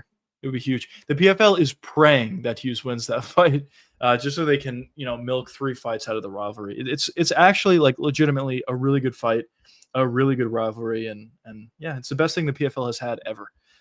So they're probably praying that Hughes wins this second fight between the two. Because outside of that, I don't really know the PFL roster, but outside of that, like I don't know what fights they can put together that's super exciting, at least to that level. Francis Ngannou, there's nobody they can give him. He'll just run through anybody that the PFL has, and he's not going to fight for them anyway. His contract is so messed up for the PFL. He just gets paid way too much money, and the PFL doesn't really produce pay-per-view buys. Or even that big of a gate, honestly, that they would be able to cover the amount of money they need to pay Francis. So it just makes no sense for Francis to fight in the PFL. And yeah, it sucks. PFL Africa was a mistake from Francis Ngannou or from the PFL? From Francis Ngannou, I completely agree. He should have been there. I mean, he's on the board of PFL Africa. How is he not there for the couple events they had in Africa? I know what his excuse was that there wasn't top level, there wasn't Africans on the card, but there was 2. One of the cards I guess didn't, but the second card did have Africans fighting on the card, so he should have been there for that one. So yeah, it was a mistake. And from the PFL's perspective, I think the events actually were pretty fun, but in terms of them having more Africans on the card, if that's what you're saying, I agree with you. They probably should have had more, at least on the first card. I know PV, but I really think Almeida 2.0 will beat Aspinall singing Ragdoll plays. It's kind of funny that you say that. I'm not in the camp that I think Geraldine Almeida will beat Tom Aspinall. I'm not there yet. But one thing that I will say is I think he's clearly the second best heavyweight. I know he doesn't have the best decision making in the world, but as you said, if you watch back his fight against Curtis Blaydes, for one, is a good wrestler, and for two, is like 300 pounds. The fact that Jailton Almeida was literally tossing him around like a loaf of bread, it was almost comical to watch. Like the way he was tossing him around is really impressive. It kind of just shows how freakishly strong he is. And if he's able to get a hold of Tom Aspinall, like he'll probably throw him around as well. So Yeah, I mean, in my opinion, the toughest test for Tom Aspinall is Jailton Almeida. Outside of him, although I do side with Tom Aspinall to beat Almeida, full disclosure, but I think the toughest fight for Tom at this point is probably Jailton. Outside of that, maybe Derek Lewis because he has heavy hands, but most likely Tom beats him. But yeah, Jailton is probably the guy. So I think he's going to be good. I think he beats Volkov, and then he'll probably get a title shot after that, and we'll see. I think Jailton versus Tom is more compelling than Cyril Gahn versus Tom, in my opinion. PFL was a dumbass for paying for it. They were so stupid, bro. So stupid. The contract literally made no sense in the world. I guess what they thought was, listen, he was a champion in the UFC. He never lost his belt, so he's going to be a huge star, and his fighting style is kind of fun. So he'll be a huge star for us, and he'll really elevate our company. We can then sign more guys. More fighters will want to sign with the PFL. Didn't play out like that as well at all. One thing the PFL really failed to recognize was Francis Ngannou, even in the UFC, he never sold well. He never sold well, even in the UFC. His fights were fun. People were interested in Francis Ngannou fights. Obviously, he was a champion as well, but they never sold well. He's not a personality for the UFC. For the hardcore fans, yeah, they're going to watch Francis Ngannou, but for casuals, they don't really watch Francis the way you may you may think. So the PFL kind of failed to realize that, and they just gave him a ridiculous contract. In his contract, they said that his opponent needs to get paid like $10 million, $5 million, or whatever it is, which is also ridiculous considering the PFL doesn't make any money or very little money, it would seem. Also, they put him on the board of PFL Africa, where he gets paid a full salary. So even when he's not fighting, he's still getting paid. It's just a complete misstep from the PFL. I think they were just saw Francis Ngannou as, this UFC fighter, this UFC champion that never lost his belt. This is their opportunity to take a huge fighter away from the UFC, and it's a huge win for the PFL. What they didn't realize was the actual contract. If they signed Francis Ngannou for a reasonable contract, all right, fine. That would be an amazing move for the PFL. But the fact that they gave him so much money and all these stipulations in his contract, giving him so much power, giving him so much money, kind of ruined the sport. Or not the sport, but ruined the PFL. The one time that Francis fought, not only did it not sell well, it sold ridiculously low, but also on top of that, Francis almost bankrupted the PFL. I mean, he's so concerned about fighter pay and whatever, and making sure all his other fellow fighters get paid well. Him getting paid so much money almost made the PFL go out of business. The PFL didn't put on an event after that Francis Ngannou fight for a long time. Maybe it's a coincidence, but I don't think so. I think they just lost a ton of money from the Francis card, that they took a step back, which is in part taking away money from a lot of his fellow fighters in the PFL's pockets. Amanda tossed around another man that knocked him out. Yeah, which is hilarious as well. But yeah, I mean, he was tossing around. That's part of the reason why I say Almeida's IQ is not there. If you watch that fight back, he was tossing him around in the first round. He's looking like the side. Then in the second round, he shoots it on takedown. He gets stuck for whatever reason.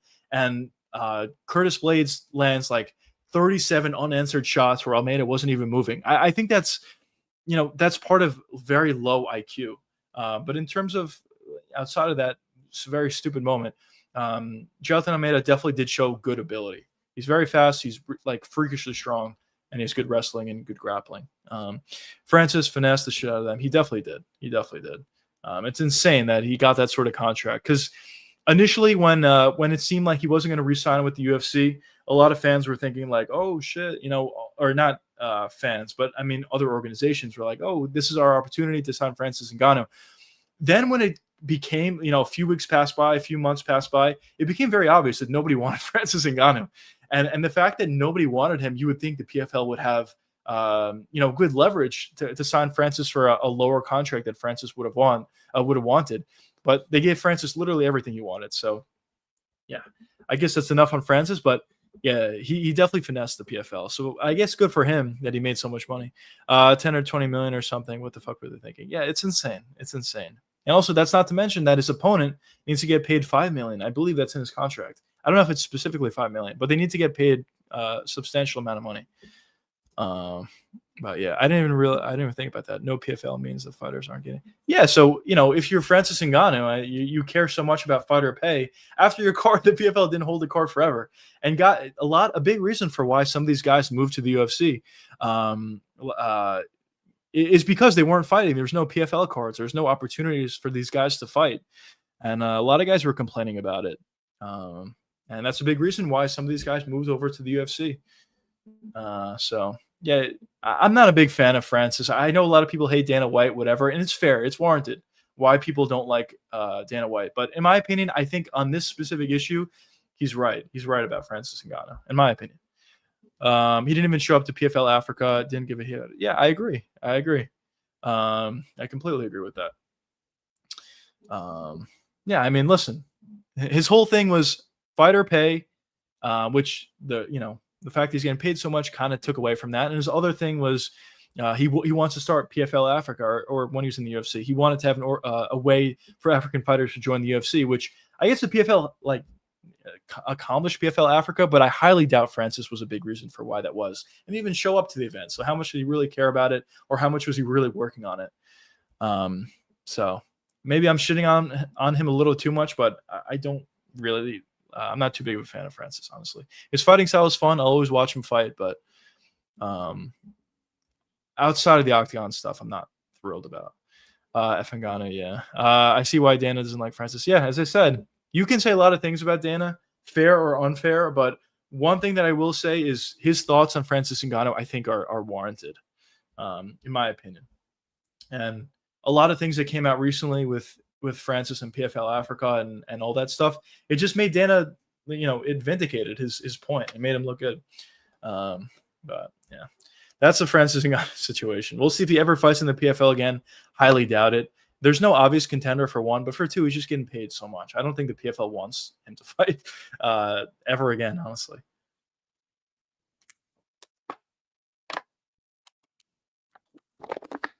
Unless they restructure his contract, which I don't think is happening.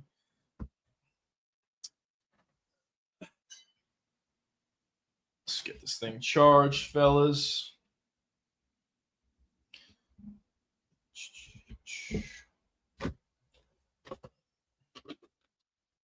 There we go. Chat. My bad. But yeah, that's enough about that, I guess. But yeah, I'm excited for the PFL Dubai card. I honestly I hope the PFL does well. I really do. As I said, I don't think they're ever gonna overcome the UFC. But someone said this in my chat not too long ago, and I fully agree. Whether it's the Contender Series, whether it's other organizations, whether it's the PFL, more MMA is always better than no MMA. So I personally think it'll be fun. Or not, it'll be fun. I think it's a good thing for the sport, for the PFL to do well. Even if they make the right decisions, they're not going to be bigger than the UFC. But if they can have their own lane and put on some fun events, it's a good thing for the sport. The Morzan accident seems suspicious. Yeah, I did see that as well. I don't know. I don't know exactly what happened there, but I will agree with you. It looked weird. So I don't know exactly what happened. Allegedly, I don't want to get in trouble, but yeah, it looked weird. I'll say that. Did Francis beat the Corcase from where he killed the girl? Yeah, he did beat the Corcase. That was the motorcycle thing. But yeah, I know he did beat it. But yeah, it looks weird. I'll put it that way. It looks weird, but allegedly, I don't know what happened. But yeah. What are you gonna do? What are you gonna do?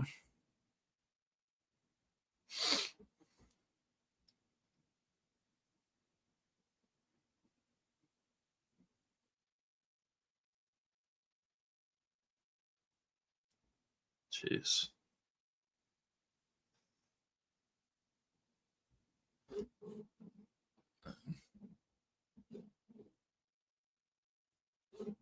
Let's go. Main event is official for Canelo versus Crawford. Definitely will be excited for that. Yeah, tomorrow's gonna be a good day for sports, or for combat sports, I guess. UFC card directly into a really huge boxing fight. I'm excited. I'm excited for tomorrow. For sure. But yeah, we'll see. But in terms of any other news outside of that, I mean, not much. Next week we have no fights, which is unfortunate. But the week after that we have UFC Perth. Hopefully we see our boy Dominic Reyes get a victory there. I really feel like he could do it. I just put a video together today talking about why I felt that way. That'll be out on Wednesday next week, I believe. But yeah, that's kind of what we have. This month is going to be a little bit slower, honestly, compared to October, but because this month is going to be a little bit slower, next month in October, it's going to be probably the best month that I've seen in a long time, maybe even ever for MMA or for the UFC, I should say. It's just back to back to back to back amazing cards, 2 pay-per-view cards, 2 amazing fight night cards. So although it, as I said, it is a little bit slow this month, it's kind of going to be worth it because October is going to be so good. Would you rather meet John Jones on crack? Man. That's a good question. I would say John Jones. At least it'd be funny. No, but he might beat me up though. I'll say John. Fuck it. I don't think John's that fast. He can probably get away if he tries to beat me up or something. But yeah. But we'll see. Yeah, so we'll get through this card. I think it probably is going to be more fun than people expect tomorrow. So we'll get through that. We'll have a week off. We'll have the Oldberg versus Dominic Reyes card. Some fights on that card are fun. The fact that they're going to Perth is always fun, so that's exciting. Then we'll have UFC 320, Magomed versus Alex Pereira. The rest of the card is really good as well, so I'm excited for that. Then we have Oliveira versus Fiziev. I'm very, very excited for that one. Figueiredo versus Montel Jackson is actually a really good fight as well. The rest of the card's good. Then we have RDR versus Fluffy. That fight is going to be absolutely amazing. So I'm excited for that one. The card is pretty good as well. Then we have UFC 321 rounding out the month with Tom Aspinall, Ciryl Volkov, Almeida, Rakic, Morzakhanov, Chris Barnett's actually on the card. We were talking about him before versus Hamdi, but there's good fights on that card, and I'm sure they'll add a couple. Umar versus Mario Batista's on that card, which is a really good fight. So yeah, October is going to be stacked, boys. October is definitely going to be stacked after September definitely was not. So yeah, that's kind of what we got. It's kind of what we got. Man, I'm fucking starving, boys. I haven't eaten anything. I gotta get some food. Bear with me for a second. Dylan Dennis. Dylan Dennis is a world champion, but that's hilarious. That's honestly hilarious that he is technically a world champion, but Dustin wasn't. Maybe Dylan's a better fighter than Dustin. I'm just kidding, but it is kind of funny that's the reality. But yeah. 1 second, boys. I apologize. I'm just getting food quickly. I want to get it before it closes.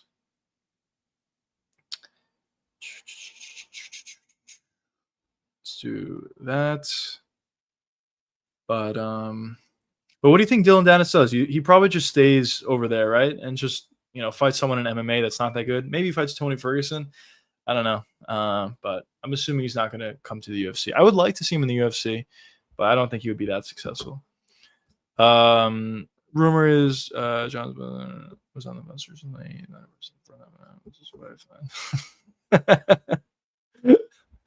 oh fuck! I just put it together. That's funny, but yeah, that was a sad situation. That really was. But yeah, that was. I know we don't get too political on this channel, and it's an MMA channel. There's no reason to get political, but that was sad. And obviously, we had Charlie Kirk the day after. It just, bad stuff happening in the world. I'll put it that way. But yeah, that yeah. If John Jones confuses someone for your wife, if John Jones ever confuses you for his wife, you got to get out of there. It's probably not going to be a great situation, but especially if he's drunk. Oh man, thanks so much, man. I really appreciate that. Thanks so much for being in the stream. Thanks so much for the dono, for the food. I appreciate that, man. I really do. Thanks so much. I really do appreciate that. I'll give you a heart on that one. But yeah, as I always say, that obviously I really appreciate that. Obviously, as I was saying, but as I always say, I appreciate everybody just for being in the stream, just talking about MMA, and just having fun. Obviously, tomorrow we have a couple of pretty good cards that talking about. It's just shooting the shit about Francis Ngannou, about John Jones, about any sort of topic. I just appreciate all you boys for being here. But yeah, I do appreciate that a lot. But yeah, but let me make sure I ordered it. Yeah, I did. All right. But yeah, fellas. Yeah, there's not. I'm excited about the card, obviously, but there's honestly like not too much news. That's kind of a big reason for why I said I'm really interested to see what happens for Ilya Taporia. I know there's some rumors of him fighting soon. Well, he said it himself that he has a fight coming up soon. So I would really like to see what happens there, because you have guys like Armin, like Holloway, like Gaethje, like Dan Hooker, like Patty Pimlet, even. And maybe some other guys you can throw in there. But there's so many guys that that probably should be fighting, but are kind of just holding out to see who gets a title shot, I think. So we'll see. I think a lot of those guys could fight in the beginning of next year when the UFC does sign with Paramount. Usually the beginning half of the year is not amazing for the UFC, but when the UFC does sign with Paramount, they're obviously incentivized to put on really good cards in the first half of the year, January, February, March. So I do think that what's it called? I do think that that there's going to be some really good fights at the beginning half of the year, and we'll see who that turns out to be. UFC, BKFC, and Misfits. Luke Rockhold, the greatest knockout. Yeah. Luke Rockhold, after fighting in the UFC, he said he was going to retire. He fought a million times after. He got knocked out a couple times. His Darren Till knockout was so ridiculously bad. He had no business being in there. Darren Till is actually good at boxing, like legitimately. People forget, man. Darren Till was like 44-0 or something like crazy in Muay Thai. He's insanely good at striking. He has great striking. The problem with him, obviously, in MMA was his wrestling defense, but his striking was amazing. So I think Darren Till is doing a really good job over there in Misfits. He's making a ton of money. He's fighting guys that are worse than him, and he's building a career for himself. So good for Darren Till. And I think he's doing a good thing. But yeah, his knockout over Luke Rockhold was so bad. Do you do fight companions? Also, didn't by actual journalist. I actually didn't see the video itself, but I heard about it. But yeah, I'm doing a fight companion. I'm doing one tomorrow for the UFC Noche card. I've done it a couple times in the past. I always do it every single week for what's it called? For what the fuck's it called? Dana White Contender Series. I do it every week for Contender Series. So every Tuesday I'll be doing it. I do it for a lot of cards. Tomorrow being one of them. Usually how I do it for fight companions is, as I said, every Tuesday I'll do a Dana White Contender Series. But outside of that, for actual fights, pay-per-views, or even fight nights, how I do it is if the card's early, I'll do a fight companion. But if not, sometimes I don't, and then I kind of just hop on stream afterwards, or I'll just put out a quick video afterwards on why I was right or why I was wrong about a specific fight. That's kind of how I do it. But yeah, the Dana thing, I didn't see it, but I heard it happened. How is Leon Edwards the best and the restaurant for years? Now, who's paying Colby Ball? Yeah. Yeah. That is kind of funny. Yeah, I mean, he had a lot of success against Colby for sure. But also I thought Colby looked absolutely horrible in that fight. But he had a lot of success against him. Against Usman, he was kind of getting dominated until he wasn't. But in the second fight, or the third fight, I should say, he did a good job at stopping takedowns. So he looked pretty good in that one. And then against Sean Brady, well, he got dominated in that one. And then against Bilal, he was getting dominated until he wasn't. I don't know. I talk about Leon a lot. I get frustrated with Leon. But Leon is very, very talented. Obviously, he was a champion, but I think he could still be a champion. The problem with Leon is he just has no confidence in himself at all, it seems. Well, it's weird because pre-fight, he's super cocky. He's like very, very cocky pre-fight. But in the fight itself, if he loses one round, he loses all his confidence. And the fact that he landed that head kick on Usman obviously set it up. Obviously, it was amazing. But I almost feel like it was a miracle. Well, it was a miracle. Just because, first of all, losing all those rounds and getting the fifth round finish is a miracle within itself. But especially considering how much confidence Leon loses, and he kind of just like stops fighting to an extent, from that perspective as well, it's a miracle. If you look back at his last fight versus Sean Brady, very, very frustrating. yes, he lost the first round against Sean Brady. He got taken down and whatever, but it wasn't like, he was getting dominated or he was getting ragdolled or it was the end of the world. It was literally one round, and he had some success in the first half of that round. So get back on the stool, get your confidence, go back in the second round and have some success. On the stool, you can see Leon completely lost all his confidence after losing one round to Sean Brady. And going into the fight, he was very cocky against Sean Brady. So it's just very weird and very frustrating to watch that from Leon Edwards. But as I said, talent-wise, he's amazing.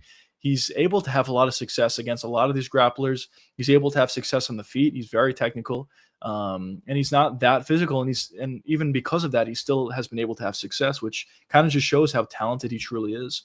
So it's just frustrating with Leon, but he's a good fighter. I think he gets knocked out from versus Carlos Prates. We'll see what happens, but just frustrating to say the least. He has no killer instinct. I completely agree with you on that one. He has no killer instinct at all. So yeah, it is kind of a miracle that that he was able to finish Kamaru Usman. Leon Edwards better. Thanks. Thank God I'm this way because I would have played. Yeah. Hamzat would have taken Leon down in the first round and submitted him like he does to a lot of people. Yeah. Leon's lucky, I guess, from that perspective for sure. Actually, he's very lucky. But yeah, I mean, one thing that I do want to mention, and I really hope it's not true. I heard MMA Guru talking about it, and obviously after the performance, a lot of people, rightfully have some concerns. I'm a little bit concerned about Hamzat Chimaev. I really am. Obviously, for the most part, he's been a really entertaining fighter going into the first round, going all out, finding the finish in the first round against most guys. I get it. DDP is dangerous on the feet. I get it. And also, for two, DDP did a good job at stopping submissions. I completely get all of that. But Hamzat definitely could have went for it a lot more in that fight against DDP than he did. And in my opinion, I feel like there's probably a couple of reasons, but I feel like a big reason for why Hamzat didn't go for it more in that fight was because he was scared of gassing out. And obviously, as he's the champion now, he's going to be fighting all 5-round fights. So one thing that I'm a little bit concerned about here is going forward, we may start to see a boring Hamzat. I'm very concerned about that. I hope it's not true. I hope it just DDP was a tough stylistic matchup for Hamzat. I can't say tough because he dominated him, but like a weird stylistic matchup for Hamzat, and he fought him weird. But going forward against some of these other guys, he'll just take them down and submit him. Like Imavov is the next guy for sure for Hamzat. So I think what should happen and probably what will happen is Hamzat takes him down and submits him. I hope that's what happens. But I'm a little bit worried that Hamzat is, because of their 5-round fights, he's a little bit concerned about his gas tank, and he's just gonna, fight the way he did against DDP against all these other guys. But as I said, I hope I'm wrong. Leon never been knocked out, which just seems odd. That does seem very odd, right? It does seem odd, but Prates has knocked out a lot of guys who's never been knocked out before. So I think how the fight plays out is Leon a lot of time is on the back foot. And when you see a lot of the knockouts that Carlos has had, it's when he's on the front foot, he has his opponent behind the black line. I think the fight is going to be held there for the majority of it. And I think Prates lands a big left hand and knocks him out. I really do think so. But it is kind of weird that Leon has never been knocked out before. Is Shannon Wade, that's why they fight like that. Yeah. That's fair.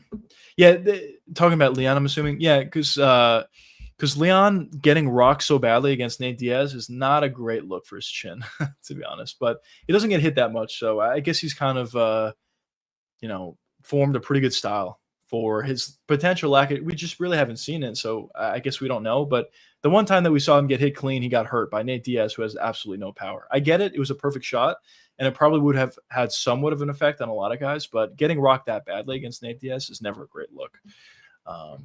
So. Yeah. We shall see, fellas. We shall see. A lot of these boys giving out picks. I kind of wish I was able to see. I know we kind of joke about this. I don't know if a lot of you guys here join into my Dana White Contender Series watch-alongs, but there's this guy Yanni the Greek that's always on the Contender Series, and he gives out free bet picks on all of these fights, and he's usually wrong, to be honest. And we always make a joke about it. I kind of wish Yanni the Greek would give out his plays for fight nights as well as pay-per-views. It would be good information on maybe go against him, or even if you're on somebody that he's on, maybe think about it twice before betting on him. It would be interesting. I don't know. Maybe it's on Twitter. Well, I'm sure he's on Twitter, but let's see. Yanni the Greek. I'm curious if he gives out his plays. No, he doesn't. Unless it's like a paid thing or something. But no, he doesn't. Whatever. Hamza mindset doesn't seem like it shifted. He used to talk about the ballot and champagne. Now that else is mine. Yeah. That's fair. It does kind of seem like it has shifted a little bit. I actually would agree with you. I think that the big thing is going to be, like, as I said, if he goes into the Imavov fight and he just fights the same way he fought against DDP, yeah, he's just not the same guy. He's just not the same guy at that point, which is very unfortunate. His grappling is good enough that he could fight like that and could beat a lot of guys. But yeah, if that's the way he's going to fight from here on out, it would just be very unfortunate. But yeah, his mindset definitely did shift, it seemed like. But if he goes into his next fight and just just dominates Imavov, which I think he should, and just goes crazy on the mic, then he would be back. Man, JDM would have KO'd Leon. Where's that? Yeah. I think he probably would have beat Leon as well, yeah. What's worse, getting dominated or knocked out? I think dominated. I really do. I think if you get knocked out, listen, the best fighters in the world have got caught before. I mean, not everybody. Elias Tapor hasn't been caught. Well, he has, but he didn't get knocked out. But anybody can get caught and TKO no matter how good you are. But getting dominated just shows levels. Like when Volkanovski had his rivalry against Max Holloway, and he beat him twice. And a lot of people thought Max won the first fight, I believe, or the second, whatever it was. A lot of people, I think it was the first one. A lot of people thought that Max won that fight. And going into the third fight, they're like, oh, Max may have this year. Who knows? And then the fact that Volkanovski literally dominated Max so badly for 5 rounds that nobody could say anything, like, that's worse, in my opinion. It just shows such a skill gap between the two fighters. But in terms of getting knocked out, anybody can get knocked out. If you look back at, I know I'm a Steve Erceg glazer, but still, if you look back at KKF or Steve Erceg, Steve just got caught. I really feel like, I know this is kind of ridiculous to say, but I know if he didn't get caught, I really feel like Steve Erceg would have won the fight. I know it's kind of a ridiculous thing to say, but I feel like he was really starting to get going in that fight, and I just think stylistically or technically he's a better fighter than KKF. So yeah, that's kind of how I feel about that. Anybody can get caught. The best fighters ever have gotten caught. Kamaru Usman was dominant for however long, and he got caught in a fight he was dominating. So yeah, it's weird. By the way, I'm seeing the face-off between Canelo Crawford. It's just so weird. It just feels like it's a UFC fight with Dan in the back with the same security that the UFC normally has. I believe it looks like it. So it's kind of funny. DDP has master holes. I do think Imavov will put up more resistance. Yeah, I agree. I was actually very, very surprised how big of a hole DDP had going into the fight. I thought DDP would win. I thought he would get dominated in round 1, but I thought he'd be able to survive, which I guess he did. But once the fight progressed, round 2, 3, 4, especially 5, I really thought DDP would start to stop takedowns, keep the fight in the feet, pressure Hamzat, and start to gas him out. I thought that's how it would play out. But what I didn't expect is for DDP to have that big of a hole in his wrestling defense. I know Hamzat's a great wrestler. I think Hamzat's probably the best wrestler in the UFC. I get it. But going into the later rounds against a guy who has been known to gas, and you're still not able to stop takedowns at all or put up any sort of resistance at all, was very surprising to me. Does Imavov have better takedown defense than DDP? Probably. He probably does. So he'll probably put up more of a fight, I guess.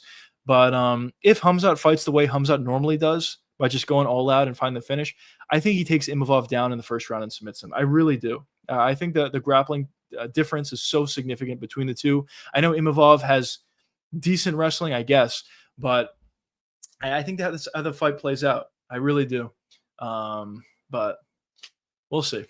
We'll see how it plays. It should be the next fight. I'm assuming that probably will be the next fight, but we'll see. And the one saving grace for DDP going into the fight against Hamzat is Hamzat gasses, and maybe DDP has insane gas tank. As the fight progresses, maybe can pull away. The thing about Imavov, he's amazing. He's lightning fast. His striking's great, but he also tends to gas a little bit. So they both kind of gas. So I don't even think you can say if if Imavov survives round 1, in round 3, 4, 5, he can start to pull away from Hamza.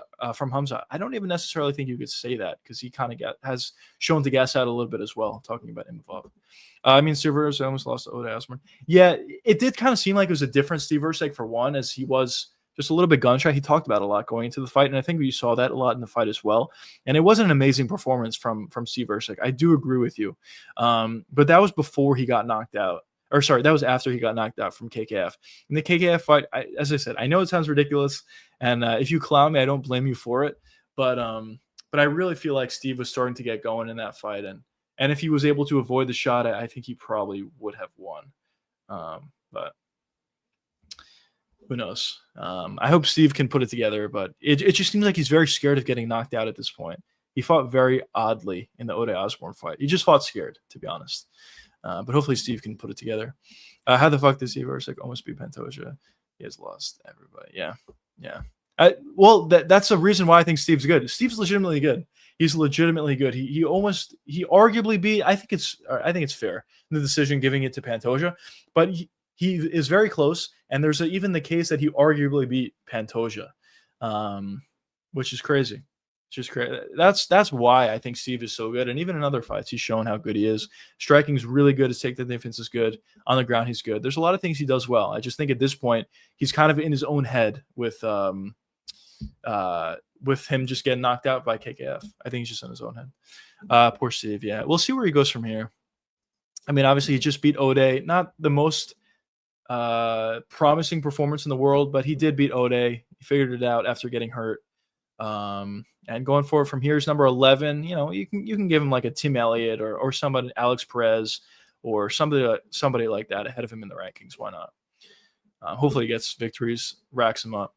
Wasn't the Ode event? It was a catch weight, which definitely did favor Ode Osbourne, not needing to cut that much weight, which probably made him, helped him with his speed. He's always been lightning fast, but it probably helped him in that regard, and also his power probably was better because he was at a higher weight. So yeah, the fact that they did fight at a catch weight definitely did favor Ode Osbourne in that fight. So we'll see. I'm hoping Steve comes out in his next fight, whoever he fights, and he looks a lot better. I'm still hopeful in him. It's probably hard for Steve to imagine losing a title fight you didn't deserve by Flushing, making a decision like shooting a takedown. It's probably in his mind. It probably is in his mind a lot. Yeah, if he doesn't shoot in for that takedown, I think Steve wins the fight. I really do. Even with that takedown, I think you can make the argument that Steve won it. But with that being said, I think it's fair that they gave it to Pantoja. But when you see what Pantoja has been able to do to everybody, he's literally dominating everybody, taking them down, submitting them, and you compare that to Steve's performance where he almost got the victory. Yeah, it's crazy. It kind of just shows you why people, including myself, were so high on Steve Erceg. And as I said, I think he can get back there. Who knows? I think he can get back potentially. But yeah. Oh, Gable Stevenson is making his MMA debut today at LFA 217. I don't know if that fight happened yet. But if it did, hopefully he won. Maybe we get some new talent added to the UFC. Another really good wrestler, potentially. So we'll see. But yeah, I hate to do this, boys. I really hate to do this, but I think I'm going to have to cut off the stream at this point. We've been streaming for almost 2 hours. It's been an amazing stream. Seriously, I really appreciate everybody for being here. Thanks so much for the donos. I really, really do appreciate it. But if you have any questions, let me know in chat. I'll answer them. But I think I may hop off at this point. Maybe it was an off night for Pantoja. Yeah, it could be. It is possible that it was an off night for Pantoja. Maybe stylistically it was a tough fight for him against Steve Erceg, but against other guys it's easier, which is possible. But we'll see. Or not we'll see, but who knows. But all right. Thanks so much, boys. Thanks so much, Pencil Shavings. Thanks so much, Fight Milk. I appreciate the dono so much. And I'll see you boys tomorrow. We'll be doing a watch along for the fight card for tomorrow, which will start at 3 p.m. Eastern time. So I'll see you boys then. Peace out, fellas.